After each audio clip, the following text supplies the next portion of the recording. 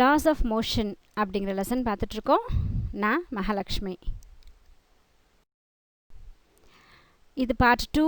So இதுக்கு முன்னாடி நம்ம சில விஷயங்கள் பார்த்தோம் இந்த லெசனில். இப்போது இனர்ஷியா அப்படிங்கிற பார்ட்டில் இருந்து மட்டும் இந்த வீடியோவில் பார்க்கலாம்.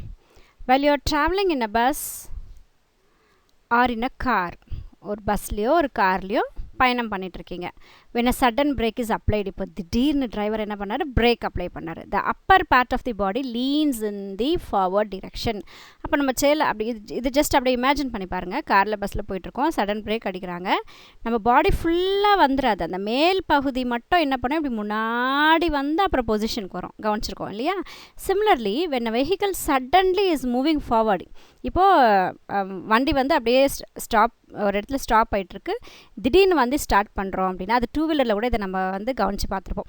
திடீர்னு வண்டி மூவ் ஆச்சுன்னா நம்ம மேல் பகுதி உடம்பு மட்டும் என்ன ஆகும், அப்படியே ஃபார்வர்டில் மூவ் ஆகும்.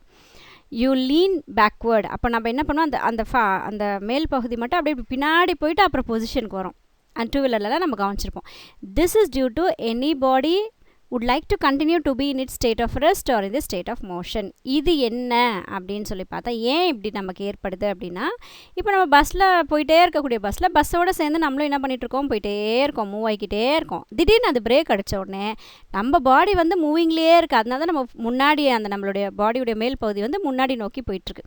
அதுக்கப்புறம் தான் அந்த ரெஸ்ட் பொசிஷனுக்கு வரும். அதே மாதிரி ரெஸ்ட்டில் இருக்கக்கூடிய ஒரு வண்டி வந்து ஸ்டார்ட் பண்ண உடனே நம்ம வந்து அப்படியே ஸ்ட்ரைட்டாக உட்காந்துட்டு இருந்திருப்போம். திடீர்னு வண்டி முன்னாடி போகவே நம்மளுடைய உடம்பு என்ன ஆகும், ஏற்கனவே ரெஸ்ட் பொசிஷன்லேயே இருக்கும். அங்கேருந்து பின்னாடி போயிட்டு பின்னாடி இருந்து அப்படியே முன்னாடி அந்த வண்டியோடு சேர்ந்து மூவ் பண்ணுறோம். இதுதான் வந்து நமக்கு ஒன்று ஸ்டேட் ஆஃப் ரெஸ்ட்டு, இல்லைனா ஸ்டேட் ஆஃப் மோஷன். பயணத்திலே இருக்கக்கூடிய ஒரு ஸ்டேட்டோ, ரெஸ்ட்டில் இருக்கக்கூடிய ஒரு ஸ்டேட்டோ. இந்த ரெஸ்ட்டோ, இந்த பயணமோ, இந்த மோஷனோ, இல்லை இந்த ரெஸ்ட்டோ, இதை தான் என்ன சொல்கிறோம், இனர்ஷியா அப்படின்னு சொல்கிறோம். இனர்ஷியா அப்படின்றது ஒன்றும் இல்லை, ஒரு பொருள் ரெஸ்ட்டில் இருந்தாலோ இல்லை அது ஒரு நகர்வில் இருந்தாலும் அதை நம்ம இனர்ஷியா அப்படின்னு சொல்கிறோம். The inherent property of a body to resist any change in it state of rest or state of motion unless it is influenced upon by an external unbalanced force is called inertia. இப்போது ஒரு பொருள், இப்போ நம்ம ஏதோ ஒரு பொருள் எடுத்துக்கிறோம் அப்படின்னா, அதோடைய அந்த ஸ்டேட்டை வந்து மாற்ற முடியாது. அது ஒரு ரெஸ்ட்டில் இருந்தால் அது ரெஸ்ட்லேயே இருக்கும். ஒரு யூனிஃபார்ம் மோஷனில் பயணத்திலே இருக்குன்னா அது ஒரு பயணத்திலே இருக்கும். எப்போ ஒரு பயணத்தில் இருக்கக்கூடியது நிற்கும், எப்போ ஒரு ரெஸ்ட்டில் இருக்கக்கூடியது பயணம் தொடங்கும் அப்படின்னா, ஏதோ ஒரு எக்ஸ்டர்னல் ஃபோர்ஸ், ஏதோ ஒரு ஃபோர்ஸ் அது மேலே அப்ளை பண்ணால் மட்டும்தான் வந்து அதோடைய அந்த ஸ்டேட்டை வந்து அதை மாற்றிக்கும். அதை தான் நம்ம அந்த அன்பேலன்ஸ்டு ஃபோர்ஸ் நம்ம அப்ளை பண்ணுறோம் பார்த்திங்களா ஒரு பொருள் மேலே, அதை தான் வந்து நம்ம இனர்ஷியா அப்படின்னு சொல்கிறோம். டைப்ஸ் ஆஃப் இனர்ஷியாவுடைய வகைகள் வந்து inertia of rest, inertia of motion. The resistance of a body to change its state of rest is called inertia of rest. So ரெஸ்ட்டில் இருக்கக்கூடிய ஒரு பொருளை வந்து சேஞ்ச் பண்ணுறதுக்கு ஒரு ஃபோர்ஸ் அப்ளை பண்ணுறோம். அந்த பாடி வந்து ரெசிஸ்ட் பண்ணுது, நகராமல் தடுத்து நிறுத்துது, அதுதான் வந்து inertia of rest. Inertia of motion is the resistance. அங்கே ரெசிஸ்டன்ஸ் அப்படின்றது பாருங்கள், தடுத்து நிறுத்துறது. ஏதோ ஒரு விஷயம் வந்து நம்மளை தடுத்து நிறுத்துது ஒரு 2 செகண்டுக்கு. The resistance of a body to change it state of மோஷனில் இருக்கக்கூடிய பாடியை ரெஸ்ட்டுக்கு கொண்டு வரத்துக்கு ஏதோ ஒரு தடை ஏற்படுது இல்லையா, அந்த ஒரு ரெசிஸ்டன்ஸை தான் வந்து நம்ம என்ன சொல்கிறோம், இனர்ஷியா ஆஃப் மோஷன் அப்படின்னு சொல்கிறோம்.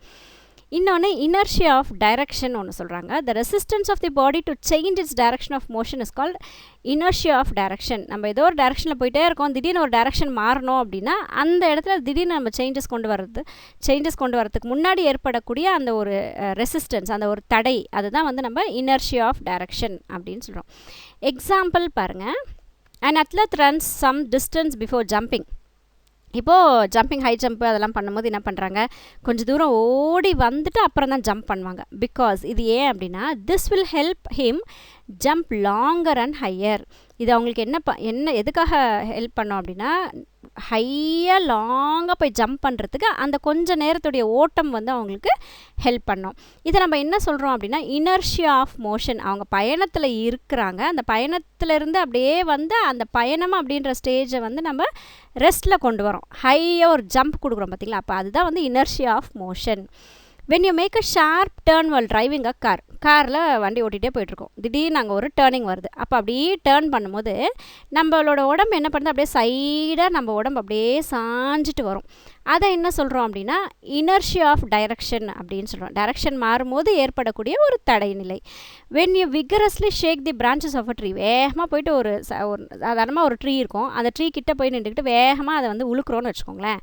Some of the leaves and fruits are detached. அந்த திடீர்னு நம்ம உழுக்கும் போது என்ன ஆகும், சில ஃப்ரூட்ஸு சில லீவ்ஸ் எல்லாம் என்ன பண்ணோன்னா அதுலேருந்து கீழே வந்து விழுந்துடும். அண்ட் தே ஃபால், டிட்டாச் ஆகிட்டு ஃபால் ஆகிடும். ஏன் அது திடீர்னு ஏன் அப்படி விழுது, அது பாட்டுக்கு அது அப்படியே இருக்குல்ல, நம்ம ஆட்டின உடனே ஏன் விழுது அப்படின்னா அந்த இனர்ஷியா ஆஃப் ரெஸ்ட்டில் இருக்கக்கூடிய அந்த பொருளை நம்ம ஆட்டி அது ஒரு மோஷனுக்கு கொண்டு வரோம், அதில் ஒரு அசைவு கொண்டு வரும்போது அந்த ரெஸ்ட்டில் இருக்கிற அந்த ஒரு தடை தான் வந்து அந்த லீவ்ஸ் எல்லாம் கீழே விழுறதுக்கு ஹெல்ப் பண்ணுது. ஸோ இதெல்லாம் வந்து இனர்ஷியா அப்படின்றதுக்கு ஒரு example. Linear momentum. The impact of the force is more if the velocity and the mass of the body is more. இப்போது ஒரு பொருளுடைய வெயிட் குறைவாக இருந்தால் நம்ம அந்த பொருளை தள்ளுறதுக்கு நமக்கு கொஞ்சம் ஃபோர்ஸ் தான் தேவைப்படும். ஆனால் இப்போ சப்போஸ் ஒரு பொருள் வந்து ரொம்ப வேகமாக போயிட்டுருக்கு, அதே பொருளுடைய அந்த வெயிட்டும் வந்து அதிகமாக இருக்குது, ஆனால் அதை வந்து நம்ம தடுத்து நிறுத்தணும் இல்லை அதை நகர்த்தணும் அப்படின்னா நமக்கு ஃபோர்ஸ் அதிகமாக தேவைப்படுது. அதுதான் அந்த ஃபஸ்ட் லைன் சொல்கிறாங்க பாருங்கள். The impact of force is more. அதிகமான ஃபோர்ஸ் தேவைப்படும் எப்போனா வெலாசிட்டின்றது நகர்வு, எவ்வளோ ஸ்பீடாக ஒரு பொருள் போகுது அப்படின்னு சொல்கிறோம் இல்லையா, தட் இஸ் வெலாசிட்டி. எந்த டைரக்ஷனில், அது velocity and mass of the body. அந்த பொருளுடைய வெயிட் அந்த பொருள் எவ்வளோ ஸ்பீடாக போகுது அப்படின்றத வச்சு தான் அதுக்கு எவ்வளோ ஃபோர்ஸ் தேவைப்படுது, ஒன்று அதை நகர்த்தவோ இல்லை நிறுத்தவோ எவ்வளோ தேவைப்படுதுன்னு சொல்கிறது தான் வந்து அதிகமான ஃபோர்ஸ் இருக்கும், அதிகமான வெலாசிட்டி மாஸ் இருக்கும்போது அதிகமான ஃபோர்ஸ் வந்து தேவைப்படும். To quantify the impact of the force exactly, இப்போ எக்ஸாக்டாக சொல்லணும் அப்படின்னா new physical quantity known as linear momentum is defined. இப்போ புதுசாக ஒரு ஃபிசிக்கல் குவான்டிட்டியை இன்ட்ரடியூஸ் பண்ணுறாங்க. அது என்ன சொல்கிறாங்க அப்படின்னா லீனியர் மொமெண்டம் அப்படின்னு அதுக்கு பேர் சொல்கிறாங்க. அது டிஃபைன் பண்ணியிருக்காங்க பாருங்கள், அதுக்கு ஒரு டெஃபினேஷன் கொடுத்துருக்காங்க. என்னென்னா the linear momentum measures the impact of the force on the body. ஒரு ஃபோர்ஸ் என்ன பண்ணுது, எவ்வளோ ஃபோர்ஸ் அது மேலே செலுத்துது, அந்த ஃபோர்ஸ் செலுத்துறதுனால என்ன நடக்குது, அதுதான் இம்பேக்ட் ஆஃப் தி ஃபோர்ஸ். என்ன நடக்குது அப்படின்றத மெஷர் பண்ணுறது தான் வந்து நம்ம அளக்கிறது தான் நம்ம என்ன சொல்கிறோம், லீனியர் மொமெண்டம் அப்படின்னு சொல்கிறோம். அப்போது இதுக்கு ஒரு ஃபார்முலா கொடுக்குறாங்க பாருங்கள். The product of mass and velocity of a moving body gives the magnitude of the linear momentum. Linear momentum நம்ம கால்குலேட் பண்ணோன்னா என்ன பண்ணோன்னா ஒரு பொருளுடைய மாஸ் எவ்வளோ, அது எவ்வளோ ஸ்பீடாக போயிட்டுருக்கு அப்படின்றத மல்டிப்ளை பண்ணுறோம் அப்படின்னா அதுலேருந்து நமக்கு லீனியர் மொமெண்டம் அப்படிங்கிற ஒரு விஷயம் வந்து நமக்கு கிடைக்குது. It acts in the direction of the velocity of the object. அப்போது அதுக்குன்னு ஒரு டைரக்ஷன் இருக்குது அப்படின்னா அந்த பொருள் எந்த டைரக்ஷனில் மூவ் ஆகிக்கிட்டு இருக்கோ அதே டைரக்ஷனில் இருக்கும். இங்கே வெலாசிட்டின்றது rate of change of speed in the direction, அந்த ஒரு குறிப்பிட்ட டைரக்ஷனில் என்ன ஸ்பீடில் போகுதுன்னு சொல்கிறது தான் வெலாசிட்டி. அப்போது அதோடைய டைரக்ஷனை பொறுத்து தான் வந்து இந்த டைரக்ஷன் அமையும், இந்த லீனியர் மொமெண்டம் உடைய டைரக்ஷன் அமையும் அப்படின்றாங்க. Linear momentum is a vector quantity, scalar quantity, vector quantity அப்படின்னு ஒரு 2 விஷயங்கள் இருக்கும். அதில் இந்த லீனியர் மொமெண்டம் அப்படின்றது என்ன குவான்டிட்டின்னு பார்த்தீங்கன்னா வெக்டார் குவான்டிட்டி. இதுக்கு ஒரு டைரக்ஷன் இருக்கும். லீனியர் மொமெண்டம் உடைய formula mass into velocity. Linear மொமெண்டமை பி அப்படிங்கிற லெட்டரில் ரெப்ரசன்ட் பண்ணுறாங்க. மாஸ் வந்து எம், வெலாசிட்டி வந்து V. So P is equal to M V. It helps to measure the magnitude of a force. ஒரு ஃபோர்ஸ் எந்த அளவுக்கு செலுத்துகிறோம் அப்படின்றத இதை மெஷர் பண்ணுறதுக்கு இது நமக்கு ஹெல்ப் பண்ணுது. ஒன் வேர்ட்ஸில் கேட்குறதுக்கு வாய்ப்பு இருக்குது. The unit of momentum in SI system is K G per meter per second. K G meter per second.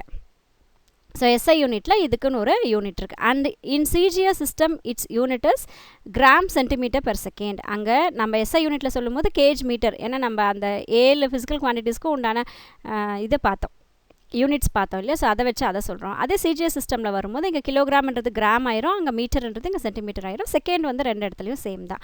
அப்போ எஸ்ஐ யூனிட்டில் சொல்லணும்னா K G meter per second, CGS சிஸ்டமில் சொல்லணும்னா கிராம் சென்டிமீட்டர் பர் செகண்ட். இந்த ஃபார்முலா வச்சே நீங்கள் இந்த யூனிட் எடுத்துக்கலாம். இப்போ மாஸுக்கு நம்ம என்ன சொல்லுவோம், கேஜ்னு சொல்லுவோம். வெலாசிட்டி ஸ்பீடுக்கு நம்ம என்ன சொல்லுவோம், மீட்டர் சொல்லுவோம். எத்தனை மீட்டர் போச்சு, மூவ் ஆச்சு அப்படின்றது சொல்லுவோம். அப்போ டைம் வந்து நமக்கு second.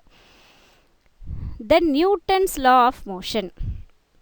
Newton's first law. Newton வந்து ஒரு 3 லாஸ் கொடுத்துருக்காரு. அதில் ஃபஸ்ட் லா என்னன்றதை நம்ம படிக்கலாம். This law states that every body continues to be in its state of rest or the state of uniform motion. இந்த லா என்ன சொல்லுதுன்னா எல்லா பொருளும் அதோடைய ஒரு ஸ்டேட்டில் அப்படியே இருக்கும். ஒன்று அது ரெஸ்ட்டில் இருந்தால் ரெஸ்ட்லேயே இருக்கும், இல்லை அது நகர்ந்துட்டுருக்கு அப்படின்னா நகர்ந்துகிட்டே இருக்கும். அலாங்க ஸ்ட்ரெயிட் லைன், ஒரு ஸ்ட்ரெயிட் லைனில் அது நகர்ந்துகிட்டே இருக்குன்னா நகர்ந்துகிட்டே இருக்கும். அன்லெஸ் எது வரைக்கும் அப்படின்னா it is acted upon by some external force. ஏதோ ஒரு எக்ஸ்டர்னல் ஃபோர்ஸ் எக்ஸ்ட்ராவாக ஒரு ஃபோர்ஸ் வந்து அது மேலே செலுத்துகிற வரைக்கும் அது ரெஸ்ட்லேயே இருக்கும், இல்லைன்னா நகர்ந்துகிட்டே இருக்கும் அப்படின்றது தான் நியூட்டனுடைய first law. It gives a definition of force as well as inertia. இதில் இருந்து நமக்கு ஃபோர்ஸ் அப்படிங்கிறதுக்கும் இனர்ஷியா அப்படின்றதுக்கும் டெஃபினேஷன் நமக்கு கிடைக்குது. ஒரு பொருளை தன்னுடைய நிலையில் அப்படியே நிலச்சி நிற்கும். எது வரைக்கும் அப்படின்னா எக்ஸ்டர்னலாக அது மேலே ஒரு ஃபோர்ஸ் செலுத்துகிற வரைக்கும் அது அப்படியே தான் இருக்கும். ஃபோர்ஸ் அப்படின்னா என்ன?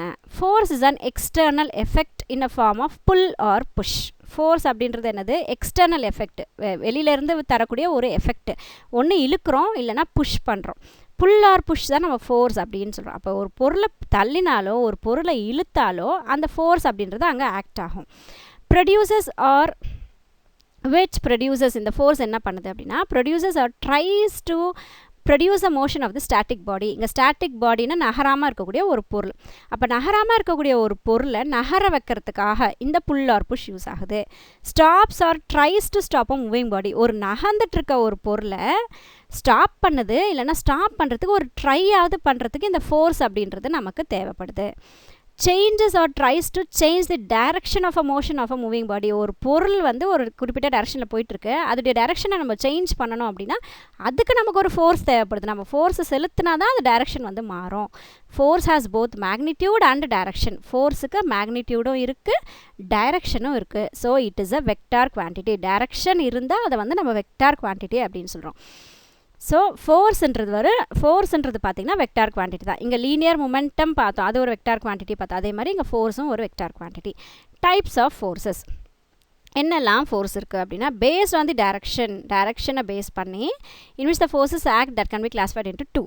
ரெண்டாக வந்து இதை பிரிக்கிறாங்க. Like parallel, unlike parallel. பேரலல்னால் நம்ம ரயில்வே ட்ராக் ரெண்டும் ஒரே அப்படியே சமமாக போயிட்டுருக்கோம். அப்போ இதில் லைக் ஒரே மாதிரி, அன்லைக்னால் வேறு மாதிரி. Like parallel forces 2 or more force of equal or unequal magnitude. Same எஃபெக்ட்லேயும் இருக்கலாம், இல்லைனா வெவ்வேறு மேக்னிடியூடில் இருக்கலாம். Acting along the same direction. ஒரே டைரக்ஷனில் ரெண்டுக்கும் மேற்பட்ட ஃபோர்ஸோ செலுத்துகிறோன்னு வச்சுக்கோங்களேன். பேரலல் டு ஈச் அதர், ரெண்டுமே ஒரே பேரலாக வச்சு செலுத்துகிறோம் அப்படின்னா அதை வந்து லைக் பேரலல் ஃபோர்ஸ்ன்னு சொல்கிறோம். அன்லைக் பேரலல் ஃபோர்ஸஸ் அப்படின்னா என்னென்னா if 2 or more equal forces R unequal forces. சமமான ஃபோர்ஸோ இல்லை ஒருத்தர் ரொம்ப அதிகமாக புஷ் பண்ணுறாங்க, ஒருத்தர் கொஞ்சம் கம்மியாக தான் புஷ் பண்ணுறாங்க அப்படின்னாலோ, அன்ஈக்குவல் ஃபோர்ஸோ இருந்தாலும் சரி, அலாங் ஆப்போசிட் டைரக்ஷன், வெவ்வேறு டைரக்ஷனில், அது ஆப்போசிட் டைரக்ஷனில் நின்றுட்டு இவங்களும் தள்ளுறாங்க, இவங்களும் புஷ் பண்ணுறாங்க, அவங்களும் புஷ் பண்ணுறாங்க அப்படின்னா ஆப்போசிட்டில் நின்றுட்டு புஷ் பண்ணால் எப்படி இருக்கும்? அதுதான் வந்து நம்ம என்ன சொல்கிறோம் அப்படின்னா அன்லைக் பேரலல் ஃபோர்ஸஸ் அப்படின்னு சொல்கிறோம். Resistant force. when several forces act simultaneously on the same body. இப்போ ஒரே பொருள் மேலே நிறைய ஃபோர்ஸ் வந்து செலுத்துகிறோன்னு வச்சுக்கோங்களேன், வெவ்வேறு டைரக்ஷனில் வெவ்வேறு இதில் வந்து ஃபோர்ஸஸ் செலுத்துகிறோன்னு வச்சுக்கோங்களேன். Then the combined effect of the multiple forces. இந்த எல்லா நிறைய ஃபோர்ஸஸோடைய effect can be represented by a single force. அந்த மொத்த ஃபோர்ஸையும் ஒரே ஃபோர்ஸால் நம்மளால் ரெப்ரசன்ட் பண்ண முடியும். அதுதான் நம்ம என்ன சொல்கிறோம்னா ரிசல்டன்ட் ஃபோர்ஸ் அப்படின்னு சொல்கிறோம். It is equal to the vector some. இது எதோட ஈக்குவலாக இருக்கும் அப்படின்னா வெக்டார் சம்னா அதோடைய எல்லாத்துடைய அடிஷன் தான் வந்து இந்த ரிசல்டன்ட் ஃபோர்ஸாக இருக்கும். Adding the magnitude of the force with their direction. So எல்லா ஃபோர்ஸையும் ஆட் பண்ணிட்டோம் அப்படின்னா அது வெக்டார் சம்முன்னு ஆயிருங்க. சம்முன்னா அடிஷன்னு அர்த்தம். ஆல் தி ஃபோர்ஸஸ், எல்லா ஃபோர்ஸுடைய அந்த இதையும் சேர்த்து கூட்டி போட்டுட்டோம் அப்படின்னா தட் இஸ் ரிசல்டன்ட் ஃபோர்ஸ். இப்போ நம்ம அந்த பேரலல், அன்லைக்கு, லைக் ஃபோர்ஸஸ் எல்லாம் படித்தோம் இல்லையா, அது இங்கே கொடுத்துருக்காங்க பாருங்கள். Action of forces diagram, resultant force அதில் சொல்லியிருக்காங்க. Parallel forces are acting in the same direction. பாருங்கள் F1 F2 பார்த்திங்கன்னா ஒரே டைரக்ஷனில் ஃபோர்ஸ் வந்து கொடுக்குறாங்க. அப்போது F is equal to F1 + F2. இந்த F1யும் F2யும் நம்ம ஆட் பண்ணிட்டோன்னா அதுதான் Fn ஃபோர்ஸுடைய நெட்டு நமக்கு கிடச்சிரும். இப்போ பேரலல் அன்ஈக்குவல் ஃபோர்ஸஸ் நம்ம என்ன படித்தோம்? ஆப்போசிட் டைரக்ஷனில் நம்ம ஃபோர்ஸை வந்து செலுத்துகிறோம் அப்படின்னு சொல்லி படித்தோம். அப்போ F1 இந்த பக்கம் இருக்குது, F2 இந்த பக்கம் இருக்குது. ஒரு பொருளுடைய ரெண்டு பக்கத்துலேயும் ஃபோர்ஸ் கொடுக்குறோம் அப்படின்னா Fn என்ன சொல்கிறாங்க பாருங்கள், F1 - F2. ஒருவேளை F1 அதிகமாக இருந்தால், சப்போஸ் F2 உடைய ஃபோர்ஸ் தான் அதிகமாக இருக்குன்னு வச்சுக்கோங்களேன், அப்போ F2 - F1 is directed along the greater force. எந்த ஃபோர்ஸ் வந்து அதிகமாக இருக்கோ அதை வச்சு தான் Fn வந்து அங்கே கேல்குலேட் பண்ணுறாங்க, அன்ஈக்குவல் பேரலல் ஃபோர்ஸஸாக இருந்தால். இப்போ அடுத்து என்ன பார்க்குறோம்? Parallel equal forces are acting in opposite direction in the same line of action. So ஒரே லைனில் அது ஆக்ஷன் கொடுக்குது அப்படின்னா ஈக்குவலாக இருக்குது, ஃபோர்ஸ் வந்து ஈக்குவலாக இருக்குது. இப்போ மேலே நம்ம என்ன பார்த்தோம் அப்படின்னா ஃபோர்ஸ் வந்து அன்ஈக்குவலாக இருந்துச்சு. இப்போ F1 அதிகமாக இருந்தால் இல்லை F2 அதிகமாக இருக்கலாம். ஆனால் இங்கே வந்து ரெண்டுமே ஈக்குவலாக இருக்குது. இந்த பக்கம் எவ்வளவோ அந்த பக்கம் அவ்வளோதான் அந்த ஃபோர்ஸ் இருக்குது அப்படின்னா F1 minus F2, F net வந்து 0, அப்போ 0 அமைஞ்சிடும். இங்கேயும் 4 இங்கேயும் 4னா 4 மைனஸ் 4 0 ஆகிடும் இல்லையா. Since F1 is equal to F2. So நமக்கு அந்த பிக்சர்ஸில் கொடுத்துருக்காங்க பாருங்கள். அன்லைக் பேரலல் ஃபோர்ஸஸ் அப்படின்னா ஆப்போசிட் டைரக்ஷனில் அவங்களுடைய ஃபோர்ஸை கொடுக்குறாங்க. அன்பேலன்ஸ்டு ஃபோர்ஸ் கொடுத்துருக்காங்க, ஆக்ஷன் ஆஃப் தி லிவர் கொடுத்துருக்காங்க. தென் லைக் பேரலல் ஃபோர்ஸஸ், ரெண்டு பேரும் பார்த்தீங்க அப்படின்னா ஒரே பக்கம் தான் அந்த அவங்களுடைய ஃபோர்ஸை வந்து செலுத்துகிறாங்க. If the resultant force of all the forces acting on a body is equal to 0. இப்போது எல்லாத்தையுமே நம்ம ஆட் பண்ணுறோன்னு வச்சுக்கோங்களேன். அப்போ ரிசல்டன்ட் ஃபோர்ஸ் வந்து ஒரு 0வாக வந்துருச்சு. Then the body will be in equilibrium. ஈக்குவலிபிரியம்னா சரியான அந்த கரெக்டாக நிற்கக்கூடிய அந்த பொசிஷனுக்கு அது வந்துடும். ரிசல்டன்ட் ஃபோர்ஸ் 0வாக இருந்தால் அந்த பாடி வந்து ஈக்குவலிபிரியம் பொசிஷன் வந்து அடைஞ்சிடும். Such forces are call balanced force. அந்த ஃபோர்ஸை நம்ம என்ன சொல்கிறோம் அப்படின்னா பேலன்ஸ்டான ஒரு ஃபோர்ஸ் அப்படின்னு சொல்கிறோம். If the resultant force is not equal to 0, இப்போ இந்த ரிசல்டன்ட் ஃபோர்ஸ் வந்து 0 இல்லை அப்படின்னா then it causes the motion of the body. அப்போ அந்த பொருளை வந்து நகர்த்திட்டே இருக்கும். ஃபார் எக்ஸாம்பிள் ஃபனல் வந்து பார்த்திங்க அப்படின்னா நம்ம இப்படி கவுத்து வைக்கும் போது அது அசையாது, ஆனால் இப்படி திருப்பி வைக்கும் போது அது அசைஞ்சிட்டே இருக்கும். அதுதான் வந்து அந்த இப்போ நம்ம 0 இல்லாமல் எல்லாம் சொல்கிறோமா. அப்போ இந்த ஃபனல் சப்போஸ் நம்ம இந்த பொசிஷனில் வைக்கும்போது அது அசைஞ்சிட்டே இருக்கும் இல்லையா. அப்போ அந்த மாதிரி சொல்லும்போது இதை வந்து நம்ம அன்பேலன்ஸ்டு ஃபோர்ஸ் அப்படின்னு சொல்கிறோம். Example, drawing water from a well, force applied with crowbar, forces on the weight, balance, etc. நம்ம கிணத்துலேருந்து தண்ணி இழுக்கும்போது, அப்புறம் இந்த கடப்பாறையில் நம்ம ஃபோர்ஸாக அந்த ஃபோர்ஸ் செலுத்தும் போது வெயிட் பேலன்ஸ் உடைய அந்த ஃபோர்ஸு, இதெல்லாம் வந்து அன்பேலன்ஸ்டு ஃபோர்ஸுக்கு ஒரு example. A system can be brought to equilibrium by applying another force. இப்போ ஒரு பொருள் அசைஞ்சிட்டே இருக்குன்னு வச்சுக்கோங்களேன். அதுக்கு நம்ம பேலன்ஸ்டு கொண்டு வரணும் அப்படின்னா என்ன பண்ணலாம், இன்னும் கொஞ்சம் எக்ஸ்ட்ராவாக ஏதாவது ஒரு ஃபோர்ஸ் வந்து அப்ளை பண்ணால் அது பேலன்ஸ் பண்ணி வச்சிட முடியும் நம்மளால். Which is equal to the resultant force in magnitude. அந்த ரிசல்டன்ட் ஃபோர்ஸுடைய மேக்னிடியூடுக்கு ஈக்குவலாக இதை நம்ம என்ன பண்ணணுமோ அதை பண்ணணும். பட் ஆப்போசிட் டைரக்ஷன், ஆனால் அந்த டைரக்ஷனுக்கு ஆப்போசிட்டில் அந்த ஒரு ஃபோர்ஸை வந்து நம்ம செலுத்தணும். Such force is called equilibrant. அந்த மாதிரி ஃபோர்ஸை ஒரு பொருள் அசைஞ்சிட்டே இருக்குது அதை நம்ம வந்து பொசிஷன் கொண்டு வரணும் அப்படின்னா அதுக்கு ஆப்போசிட்டில் ஒரு ஃபோர்ஸஸ் அப்ளை பண்ணுறதை நம்ம என்ன சொல்கிறோம் அப்படின்னா ஈக்குவலிபிரண்ட் அப்படின்னு சொல்கிறோம். Rotating effect of the force. ஒரு ஃபோர்ஸுடைய ரொட்டேட்டிங் எஃபெக்டை பற்றி சொல்கிறாங்க பாருங்கள். Have you observe the position of the handle in a door. உங்களுடைய டோரில் வந்து அந்த ஹேண்டலுடைய பொசிஷன் நீங்கள் கவனித்து பார்த்துருக்கீங்களா? It is always placed at the edge of the door. அந்த கதவுடைய அந்த எட்ஜில் தான் வந்து அது பொருத்தியிருப்பாங்க. வை, ஏன் அதை வந்து அங்கே வச்சுருக்காங்க? And not at some other places. வேறு எங்கேயும் அதை வைக்கல. நம்ம கை பிடிச்சி இழுக்கிறோம் இல்லையா, அது ஏன் எப்பயுமே அது எட்ஜில் தான் கொடுத்துருக்காங்க, ஏன் அது வேறு எங்கேயாவது வைக்கக்கூடாது அப்படின்னு கொஷின் கேட்குறாங்க. Have you try to push a door by placing your hand closer to the hinges of the fixed edges. அந்த டோர் நம்ம அந்த செவத்தில் ஒரு டோர் வந்து அதை ஃபிக்ஸ் பண்ணியிருப்பாங்க பார்த்தீங்களா, அங்கே கை வச்சு யாராவது தள்ளி பார்த்துருக்கீங்களா? டோரை ஓப்பன் பண்ணி ட்ரை பண்ணியிருக்கீங்களா? நம்ம எப்பயுமே பாருங்கள், டோர் திறக்கும் போது அந்த பக்கம் ஃபிக்ஸ் ஆகிருக்குன்னா இந்த பக்கமாக தான் நம்ம டோரை திறக்குவோம். ஆனால் அது எங்கே ஃபிக்ஸ் ஆகிருக்கோ அங்கே கிட்ட போய் டோரை நம்ம ஓப்பன் பண்ண ட்ரை பண்ண மாட்டோம். இது இயற்கையாகவே நமக்கு வந்த ஒரு விஷயங்கள் தான். ஆனால் இதில் ஒரு சயின்ஸ் இருக்குது. அப்படின்னா என்னன்னு கேட்டால், the door can be easily opened or closed when you apply the force at the point far away from the fixed edge. எங்கே டோர் ஃபிக்ஸ் ஆகிருக்கோ அந்த ஃபிக்ஸ் ஆகிருக்கிறதுலேருந்து தூரமாக எங்கே பொசிஷன் இருக்கோ அங்கே வச்சு புல்லோ புஷ்ஷோ பண்ணால் தான் டோர் ஈஸியாக ஓப்பன் ஆகும், க்ளோஸும் ஆகும். In this case the effect of the force you apply is to turn the door about the fixed edge. இந்த நம்ம ஃபோர்ஸ் இதுக்கு அப்ளை பண்ணுறோம் இல்லையா, அது என்னென்னா டோரை டேர்ன் பண்ணுறதுக்கு உண்டான ஒரு ஃபோர்ஸ் வந்து நம்ம கொடுக்குறது. This turning effect of the applied force is more when the distance between the fixed edge and the point of application of the force is more. அப்போ இந்த டேர்னிங் எஃபெக்ட், இந்த ஓப்பன் பண்ணக்கூடிய எஃபெக்ட் வந்து ரொம்ப அதிகமாக, அப்ளைட் ஃபோர்ஸ் வந்து அதிகமாக இருக்கும் எப்போனா டிஸ்டன்ஸ் வந்து தூரமாக இருக்கும்போது அந்த டேர்னிங் எஃபெக்ட் வந்து ரொம்ப ஈஸியாகவும் இருக்கும், ரொம்ப அதிகமாக வந்து செலுத்த வேண்டியது இருக்காது. Point of application of force is more. So நம்ம ஃபோர்ஸ் அப்ளை பண்ணுறோம் இல்லைங்களா, அது வந்து அதிகமாக இருக்க வேண்டிய அவசியம் இருக்கும். The axis of the fixed edge, அந்த டோரை வந்து ஃபிக்ஸ் பண்ணி வச்சுருப்பாங்க இல்லைங்களா, about which the door is rotated is called axis of rotation. அந்த கதவு எங்கே இருந்து அப்படியே மூவ் ஆகிக்கிட்டு க்ளோஸ் பண்ணுது, மூவ் ஆகுதுன்னு சொல்கிறோம் இல்லையா, அதை நம்ம என்ன சொல்கிறோன்னா ஆக்சிஸ் ஆஃப் ரொட்டேஷன். அது அங்கே ஃபிக்ஸ் ஆகிருக்கிறதுனால தான் அது ரொட்டேட் ஆகுது. அப்போ axis of rotation. Fix one end of the rod to the floor or wall and apply a force at the other end tangentially. இப்போது ஏதோ ஒரு ராட் எடுத்துகிட்டு ஃப்ளோர்லேயோ இல்லை செவத்துலேயோ வந்து ஃபிக்ஸ் பண்ணிடுறோன்னு வச்சுக்கோங்களேன். அதுக்கு வந்து ஃபோர்ஸ் அப்ளை பண்ணும்போது என்ன நடக்கும் அப்படின்றாங்க. The rod will be turned about the fixed point is called point of rotation. அந்த ராட் என்ன பண்ணோன்னா அப்படியே டேர்ன் பண்ணும். அந்த எங்கே நம்ம அதை ஃபிக்ஸ் பண்ணியிருக்கோமோ அதுலேருந்து அப்படியே டேர்ன் பண்ணோம். அதை என்ன சொல்கிறோம் அப்படின்னா பாயிண்ட் ஆஃப் ரொட்டேஷன் அப்படின்னு சொல்கிறோம். அது எந்த இடத்துலேருந்து ரொட்டேட் ஆகுதோ அது point of rotation. Moment of the force, ஒரு ஃபோர்ஸ் நம்ம அப்ளை பண்ணக்கூடிய ஃபோர்ஸுடைய மொமெண்ட் அப்படின்னா என்ன, அங்கே லீனியர் மொமெண்டம் படித்தோம். எங்கே மொமெண்ட்னா என்ன, rotation or turning effect of the force about a fixed point. ஒரு இடத்துல ஃபிக்ஸ் ஆகிக்கிட்டு இருக்க ஒரு விஷயம், அதுலேருந்து இது ரொட்டேட் ஆகிறதோ இல்லை டேர்ன் ஆகிறதோ அந்த எஃபெக்டை தான் நம்ம வந்து மொமெண்ட் அப்படின்னு சொல்கிறோம். ஃபோர்ஸுடைய மொமெண்ட் அப்படின்றோம். Or fixed axis is call moment of the force. So moment of the force என்னன்னா rotating or turning effect of the force. ஒரு ஃபோர்ஸுடைய ரொட்டேட் பண்ணுறதோ இல்லை டேர்ன் பண்ணுறதுடைய எஃபெக்டை தான் நம்ம மொமெண்ட் ஆஃப் தி ஃபோர்ஸ் அப்படின்னு சொல்கிறோம். About that point or torque, அதை வந்து நம்ம மொமெண்ட் ஆஃப் தி ஃபோர்ஸ்னு சொல்லலாம், இல்லைனா டார்க் அப்படின்னும் சொல்லலாம். It is measured by the product of the force and the perpendicular distance d between the first point or the fixed axis and the line of action of the force. So இதை நம்ம எப்படி measure பண்ணலாம் அப்படின்னா ஒரு ரெண்டு விஷயத்தில் வந்து multiply பண்ணுறோம். எதை மல்டிப்ளை பண்ணுறோம், ஃபோர்ஸையும் பெர்பெண்டிகுலர் டைரக்ஷன், அதுக்கும் இதுக்கும் எவ்வளோ பெர்பெண்டிகுலர் டைரக்ஷன் இருக்குது. பெர்பெண்டிகுலர் அப்படின்றது இப்படி ஸ்ட்ரைட்டாக பேரலாக ஒரு லைன் வரைகிறோன்னா அதுக்கு நேராக ஒரு லைன் வரைஞ்சிங்கன்னா அது பெர்பெண்டிகுலர் அப்படின்னு சொல்கிறோம்.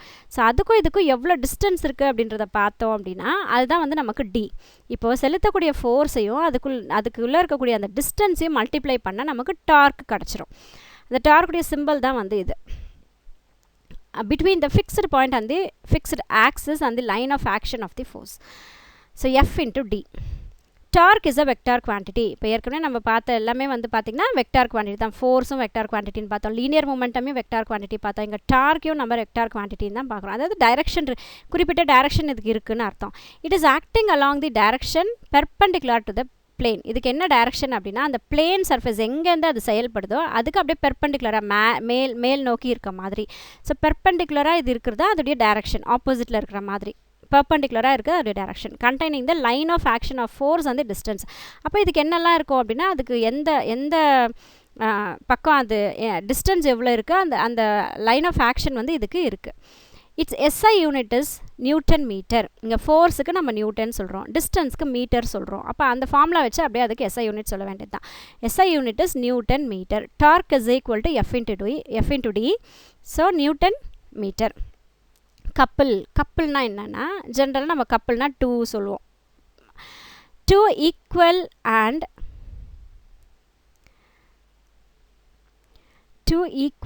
Unequal parallel forces applied simultaneously.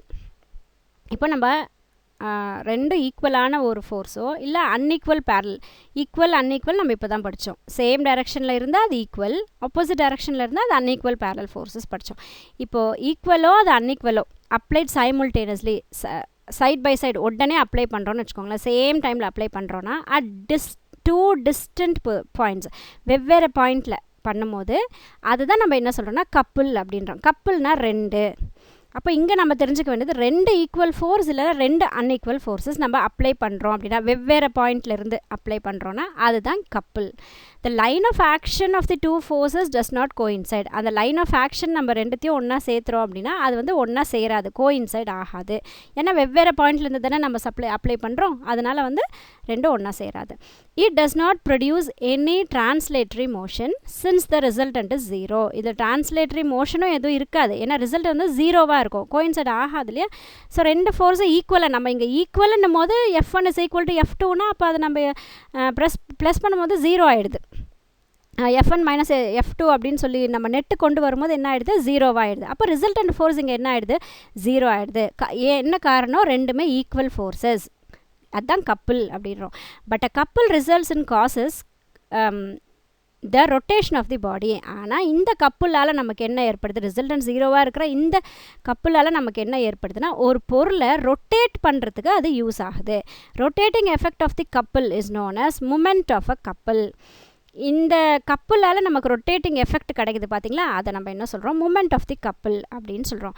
Example, turning அ டேப். நம்ம டேப் ஓப்பன் பண்ணுறோம், அப்போ அதில் ரெண்டு ஃபோர்ஸ் வந்து நம்ம அப்ளை பண்ணுறோம். வைண்டிங் ஆர் அன்வைண்டிங் அ ஸ்க்ரூ, ஒரு ஸ்க்ரூவை டைட் பண்ணாலோ இல்லை அந்த ஸ்க்ரூவை வந்து கலட்டினாலோ அதுவும் நமக்கு கப்பல் சொல்கிறோம்.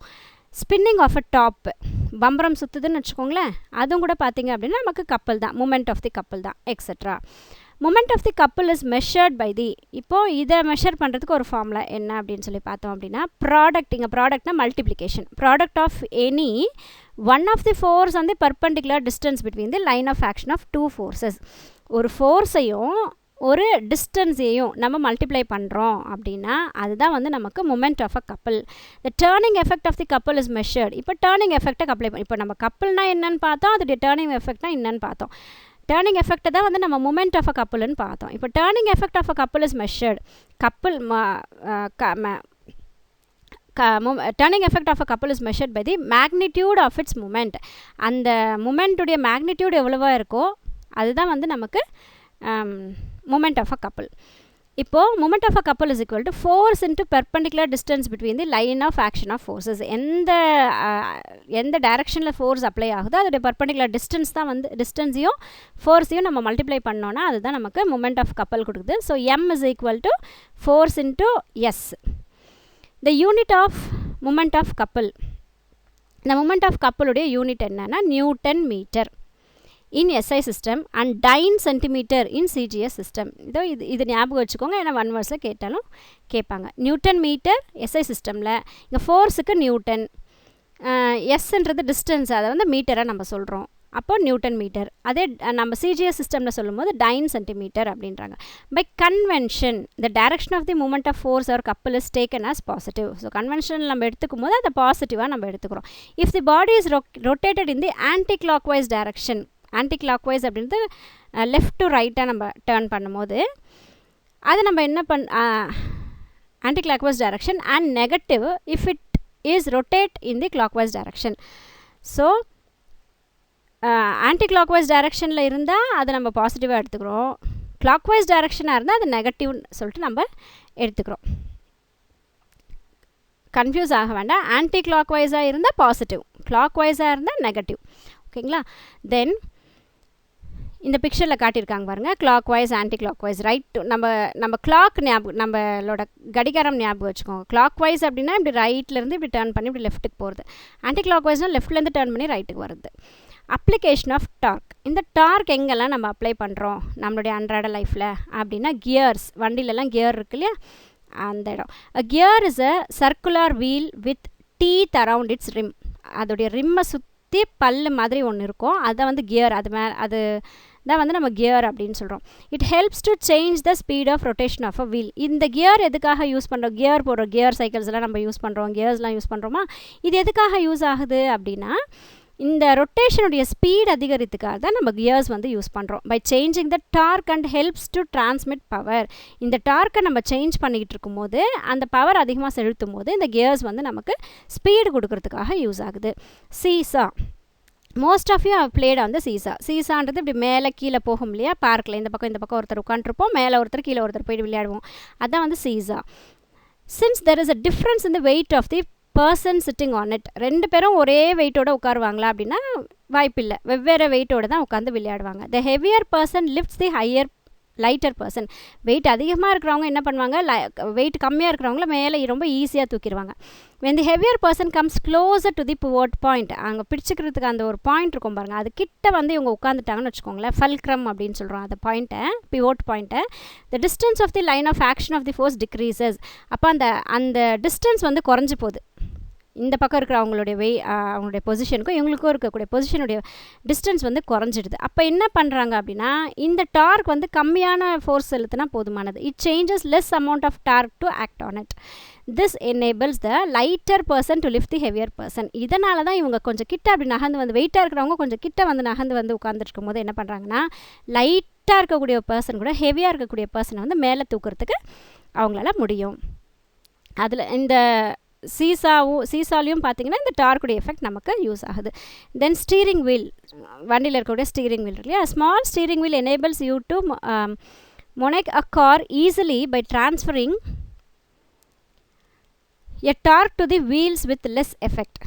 சின்ன ஸ்டேரிங் வீல் இருக்குது, கார்லலாம் குட்டியாக இருக்கும் இல்லையா ஸ்டேரிங் வீல். ஸோ அது வந்து நம்ம ரொம்ப ஈஸியாக டார்க் வந்து நம்ம வீல்ஸ்க்கு செலுத்த முடியும். கொஞ்சம் லெஸ்ஸான எஃபெக்ட்டை கொடுத்தாலும் கூட அந்த டார்க் நம்ம வீல்ஸ்க்கு நம்மளால் செலுத்த முடியும் அந்த ஸ்டேரிங் வீலை வச்சு. Then principles of moments. When a number of like and unlike parallel forces acts on a rigid body, ஒரு பொருள் மேலே like parallel forces unlike parallel forces நிறைய செலுத்துகிறோன்னு வச்சுக்கோங்களேன், அந்த பாடி இஸ் இன் ஈக்குவலிபிரியம். இப்போ அந்த பாடி வந்து ஈக்குவலிபிரியமாக இருக்குது, எந்த மூமெண்ட்ஸும் இல்லாமல் இருக்குது. Then the algebraic sum of the moments, இந்த எவ்வளோ ஃபோர்ஸ் நம்ம அப்ளை பண்ணுறோன்னு இருக்கு இல்லையா, அதோடைய கவுண்டிங்ஸ். அல்ஜிப்ரிக் சம்னா இங்கே அடிஷன். ஸோ அதோடைய கவுண்டிங்ஸ் பார்த்தீங்கன்னா clockwise direction is equal to the algebraic sum of the moments in the anti-clockwise direction. clockwise directionல இருக்கக்கூடிய சம்மும் அதுவே anti-clockwise நம்ம கொடுக்கக்கூடிய அந்த ஃபோர்ஸ் உடைய சம்மையும் நம்ம ஆட் பண்ணி பார்க்குறோம் அப்படின்னா அது வந்து ஈக்குவலாக இருக்கும் அப்படின்னு சொல்கிறாங்க. ரெண்டுமே ஆட் பண்ணி பார்த்தா அது ரெண்டுமே ஈக்குவலாக இருக்கும். clockwise செலுத்தக்கூடிய அந்த ஃபோர்ஸும் ஈக்குவலாக தான் இருக்கும், anti-clockwise செலுத்தக்கூடிய அந்த ஃபோர்ஸுமே நமக்கு ஈக்குவலாக தான் இருக்கும். In other words, the algebraic sum of the moments of all the individual forces about any point is equal to 0. The algebraic sum னா addition. ஸோ moments எல்லாத்தையுமே நம்ம ஆட் பண்ணி பார்க்கும்போது இண்டிவிஜுவல் ஃபோர்ஸ் உடைய அந்த பாயிண்ட் வந்து எப்பயுமே 0க்கு ஈக்குவலாக இருக்கும் அப்படின்னு சொல்கிறாங்க.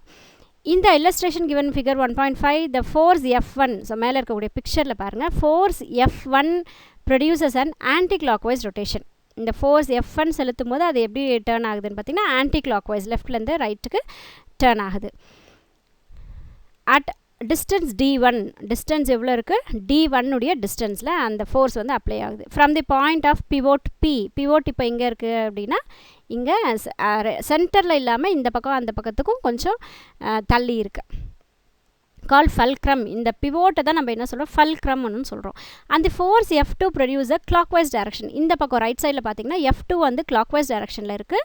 டிஸ்டன்ஸ் D2, அந்த பாயிண்ட் அந்த பிவோட்லேருந்து அதுக்கும் இருக்கக்கூடிய டிஸ்டன்ஸ் வந்து D2 அப்படின்னு சொல்கிறோம்.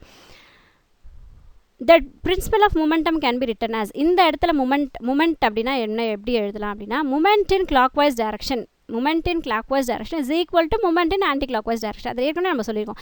ரெண்டுத்துடைய சம்ஸையும் நம்ம பார்க்கும்போது 0க்கு வந்துடும் அப்படின்னு நம்ம இதுக்கு முன்னாடியே ஸ்லைடில் பார்த்தோம் இல்லையா. ஸோ F1 இன்ட்டு D1, இங்கே F1 D1 இந்த பிக்சருக்கு மேலே எடுத்துக்கிறோம். அதே மாதிரி F2 into D2 is equal to F2 into D2. Thanks for watching my video. Take care.